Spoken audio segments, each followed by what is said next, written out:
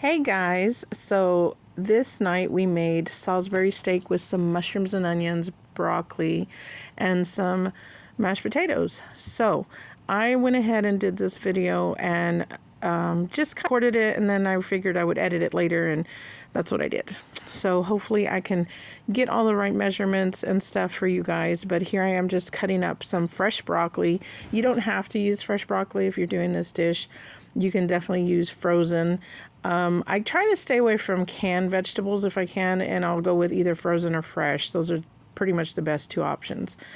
And I'm just doing a rough chop on these onions and the potatoes. As you can see, I actually use two different kinds. I use the gold and the red.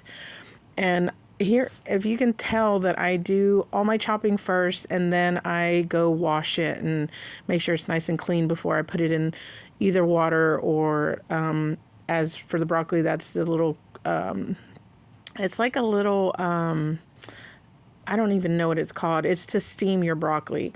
I don't even remember where I got it from, but anyways. So I'm just using regular hamburger patties. These were 80/20, and you can see me season them with garlic salt, paprika, the holy garlic, and onion powder.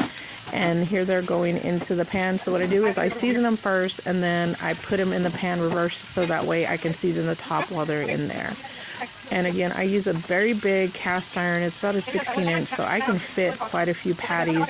And of course, I've said this before, I have a family of 9 with me, so I do have to make quite a bit at times. But I will put the measurements in the description with if you're doing like for 4 people or for 2 people. That way it kind of helps you plan your meals. Anywho, so here I am just flipping them patties. I went ahead and after I cooked them, I put them in a foil pan and put them in the oven just on a low temperature so they can continue just to kind of stay warm. And then I didn't even clean out the pan. I just threw in the onions, threw in the mushrooms just to saute them up really good. And that's after I did all that, then I put them in the full pan. So here I am seasoning my bowls for my mashed potatoes and my steamed broccoli. So for my mashed potatoes, I do use cream cheese and butter.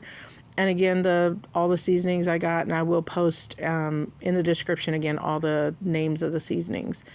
So for my gravy, I do use the onion soup mix, which I find it's really good, and it helps thicken your gravy for your Salisbury steak. And I think I used about 2 packages, and I got those at Aldi's, and I just mixed it with some water, and it's still a little thick, so I just kind of added water as I continued to go.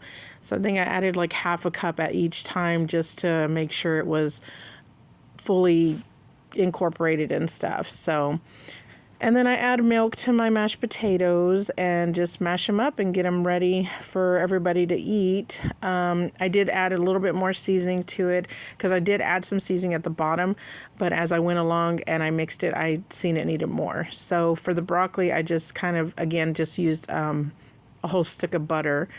And I want to say that was like 4 heads of broccoli that I made that night, and it was pretty much gone.